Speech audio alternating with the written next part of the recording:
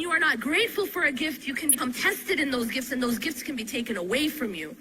It's like a person who's been gifted with health and looks at someone who's sick and judges them and says, you know what, it's because they're just not as good as me, they don't work out as much as me, or they don't eat as much raw, organic, green vegetables as me. You know what I mean? And you judge that person, and you shame that person. We would never do that, because we realize that health is a gift, hopefully. Same thing with wealth. If you have money, you've been gifted with that money. Don't think that it's only because of your hard work. Because guess what? There are children working in sweatshops who are working harder than you. And they're not making the money you're making. So at the end of the day, we have to understand that all these things are provisions and they are gifts. And Allah very accurately puts it. He uses the word hiba, which is a gift.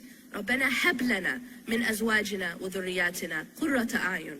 That make our spouses and our children the coolness of our eyes. This is a gift. So be careful. If you have it, be grateful. Don't be arrogant. And do not take credit for it. That's very important. I'll tell you one of the pitfalls we fall into as parents and as spouses. Imagine that you've been gifted with a righteous child. Please don't take credit for it.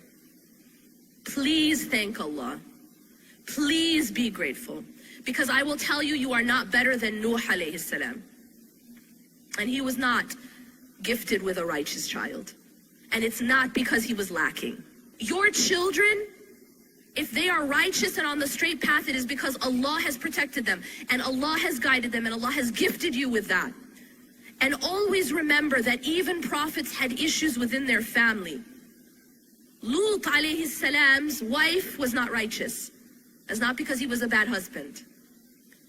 Ibrahim alayhi salam's father was one of those who was making the idols. Asiya alayhi salam, she was married to the worst tyrant who walked the earth, who used to say, Ana rabbukumul a'la. I am your Lord Most High. Why do we learn about these stories? Because on the one hand, yes, Allah subhanahu wa ta'ala tells us the ideal. He tells us how it should be. But then He's also giving us examples that even the most righteous had issues in their family.